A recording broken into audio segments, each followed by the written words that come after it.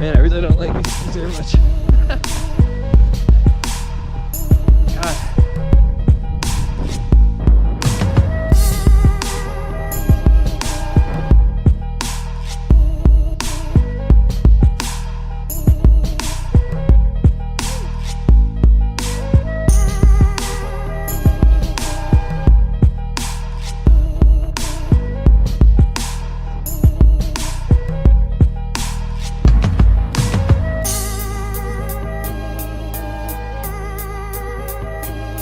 Alright, welcome. If you're new to the channel, my name's Elliott, and you're watching Rickety Ski Reviews. Today, we're going to be reviewing the Armada ARV. This is the ARV 100, so it's 100 millimeters width underfoot, and I skied it in a 180 centimeter length.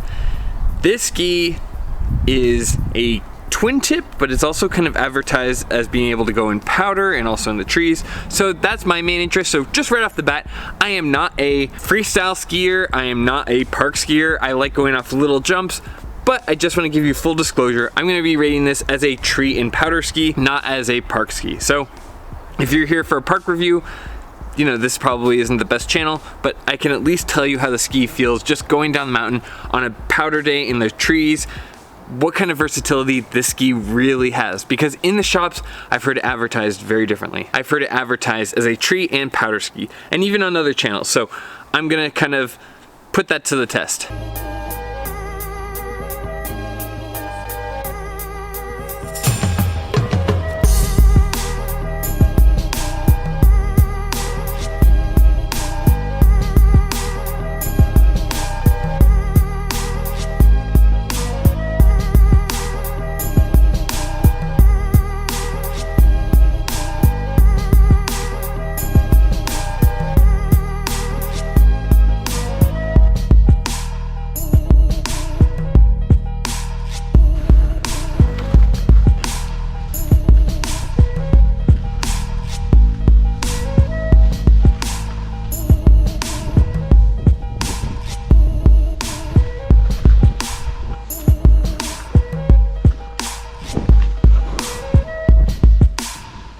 Now first off, a little bit of information about these skis, and these skis were demoed at my local shop. No one paid me for this, I don't have any sponsors. This is just my unbiased review of what I thought of this ski. I paid for it out of pocket, so there's no funny business here. I'm just gonna tell you what I honestly thought of them. But first off, let's talk about stats and specs. For the 179, these are coming in at an 18 meter turn radius, which felt true to me. And at that length, these weigh a light 1,700 grams per ski. For the sidewalls, they're using a technology they call the W3, it's just wedge wall spelled with a 3. It's supposed to be basically creating a stronger sidewall for those park skiers. It's also got what they call an ash binding insert. It's supposed to basically make the underfoot feel stiffer. I can't honestly say that I really felt anything noticeable there. And for the wood, it uses a Karuba core. This is meant to keep the weight down. It's a lightweight wood, essentially. Now, these skis retail at $700, though I frequently saw them for under $400 over this past summer. So if you're somebody interested in buying these skis, they do go on sale. I will put a link down below. It's basically an affiliate link. It helps out the channel. So if you're dead set on buying these, wait till the end, I think. But if you want to buy them, you absolutely can. Now that we've got all that out of the way, let's talk about these skis, and I have a lot to say. My first impressions of these weren't great.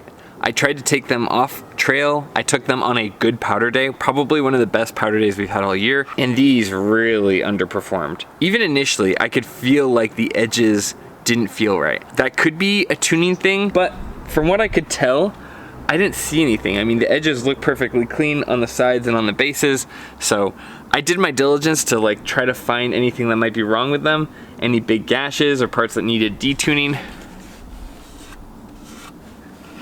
but nothing.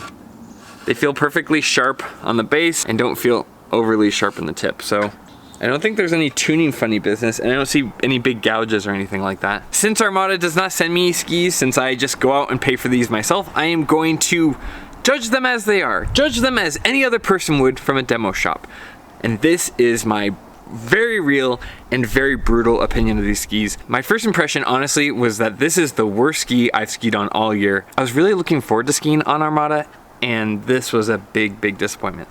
These were so bad, I had to put them back in my car and get my Salomon QST 106s just so I didn't miss my entire powder day today. I am a very flexible skier. I like skiing a lot of different things. I have had all sorts of skis, from straight skis to the early DNStar troublemakers. I've skied on a lot of different stuff, and I'm not that picky, and these were honestly horrendous. I could not keep them on for too long because they just were so disappointing. And I don't know much about Armada. I was really looking forward to Armada. I've heard great things about the declivity and the ARV, and after trying the ARV, I gotta say, I was extremely disappointed. But now that you've got my first impression, let's just jump right into the review. And while I've got your attention, please consider liking and subscribing down below. Helps my channel out a lot.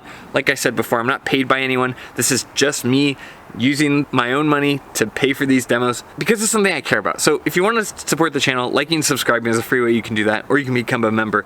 But without further ado, let's jump into the review. Now first off, let's talk about the good and then we can talk about the bad. There isn't a lot of good. Honestly, I don't like these skis very much. I'm really disappointed. If you want to just look at them, there's not a ton of camber, just a slight amount, and then a pretty steep tip and tail splay, but not a lot of rocker, honestly, which is surprising. All right, first let's talk about the good, and then we'll talk about the bad. There's not a lot of good, so we'll kind of cover it quickly. There are a couple things I liked about the ski. One, if you can stand right in the middle of the ski, it is kind of maneuverable, so you can kind of make okay tree turns as long as you're standing right in the middle of it and don't vary from that at all.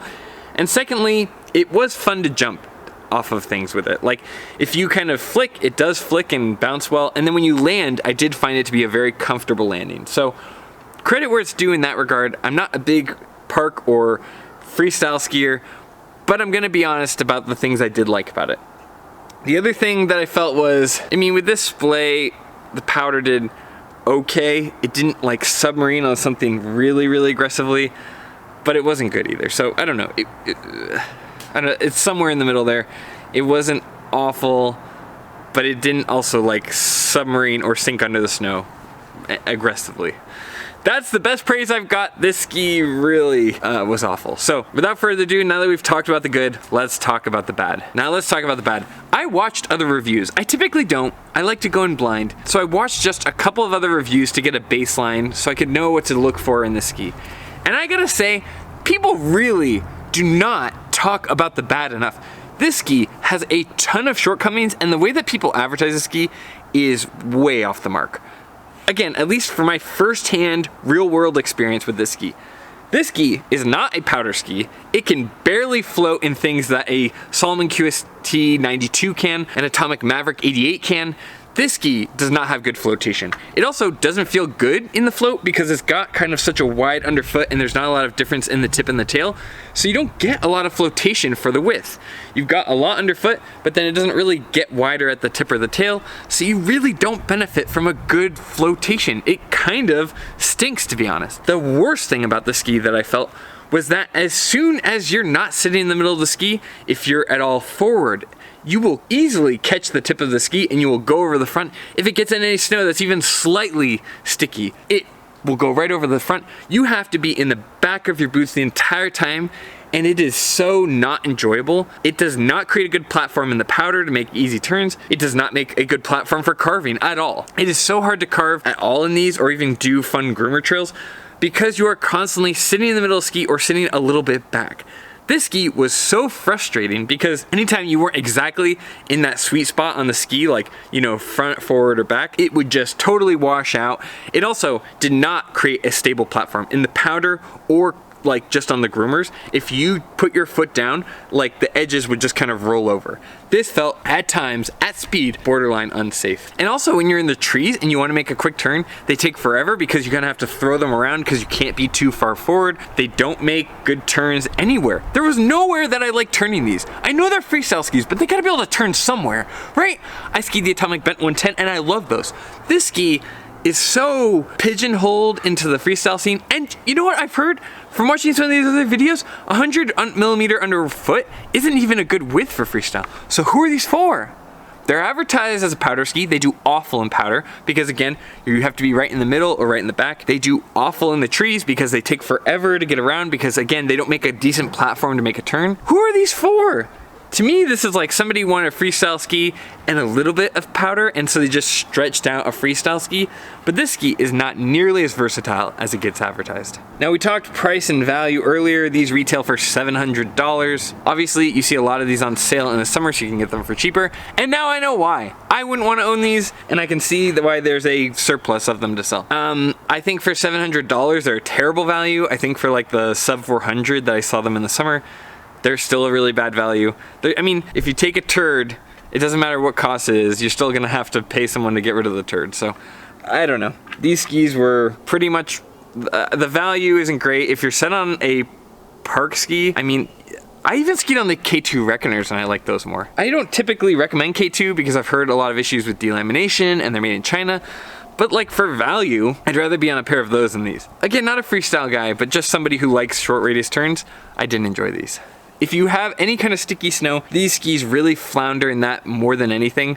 I had fresh powder and I took my QST 106s just to make sure I wasn't missing out on anything, or maybe the snow conditions are really bad. No, the QST 106s did fine. I felt extreme chatter when I went fast on these. I felt extreme chatter when the terrain underneath the powder was rough or firm at all. All in all, these skis were the most disappointing ski I've skied on all year. In fact, like I said, I had to swap them out with my own skis because I didn't want to waste a full day of skiing. These skis were just really uncomfortable. It really stunk having to, like, you couldn't be too far forward and you couldn't be too far back. You just had to kind of balance while you're trying to get on edge. These skis really were like an unstable platform. You know what? I give like the Nordic Enforcer a hard time, but I would have rather been on the Nordic Enforcer. At least the Nordic Enforcer can create a stable platform. And people always give me a hard time about the Enforcer. I gave him a not great score, but I still gave him a 6 out of 10 because I said, you know what? This is stable. It's not for me, but at least it's stable. These skis are way worse than that. These are not a stable platform to build anything on. They're not even a stable platform in the powder or off trail. I don't know who these are for, but it's not me. If we're talking score, the value isn't great. The performance anywhere that I could see, maybe the park performance is great, but again, these are 100 underfoot, so what are you doing, huh? Like, just get a real park ski at that point. I think this is a stretched out ski that's trying to kind of market to the masses. I've heard people and friends and family I have that are going to buy these, and I honestly think this is just a stretched out version of a different ski that really underperforms for most uses. I don't know where you would take this that this would be fun, other than maybe the park and maybe off some jumps. But it's not advertised the way it's advertised, as a powder and tree ski. And I can tell you firsthand, it did not do those things, at least out here in Idaho. So for me, I'm giving this my lowest score I've ever given a ski. These are a 4.5 out of 10. They are sub 5 because they do not create a stable platform. They felt unsafe in the trees. They felt unwieldy everywhere else. Any diversity in snow, these things struggled. Even in powder, I've skied GS and slalom skis in the powder, and they did better than this. This ski was unwieldy, uncomfortable, and just unpleasant to ski on. I really did not like it. So for me, it's a 4.5 out of 10. And you may think, Elliott, that's harsh, but I'm telling you, I'm not here out selling skis. I don't care if you buy any brand. I don't care if you buy anything. Honestly, I don't. But I will say, if you're dead set on buying these, at least try to find a local shop and demo them. Because I almost bought a pair for review. I said, okay, these are popular. I can get them for cheap. And I am so glad I didn't, because these are just, there's really nothing I like about them other than the jumping. Landing felt comfortable, but you know, like the K2 Reckoner also did that. This ski, I think, is trying to follow in track of the Bent. They go, oh, well, the Bent has like a version for more people, right? Like they narrowed it down. Maybe we can widen out this park ski and get some of that market share. Just a theory, but for me, I really found little to no value in these skis. Maybe you will, but just heed my warning. If you're dead set on these and you're not a park skier, try them before you buy them. So anyway, that's all I have left to say about the Armada ARV. Honestly, I don't know. If I'm missing something, Armada, feel free to send me something else to try. I've heard your declivity is great, but nowhere near me carries it. Maybe I got a bad pair. I don't think so. I can't find anything visibly wrong. I checked with my hands. I used to work in a shop, and I can tell when things are just like rolled over or the edges aren't sharp. These feel sharp to me. The base edge felt fine as well. So I don't know. I'm just going to judge these off of the local demo shop because that's what everybody else is experiencing too. So that's my honest review. And if you like this kind of content, please consider liking and subscribing, like I said before. But more than anything, just just thank you for being here. Thank you for watching my reviews. I really appreciate it. It's not lost to me that I can demo these skis because you guys watch. So thanks for being here. Thanks for being part of the community. And as always, I'll see you in the next one. See ya.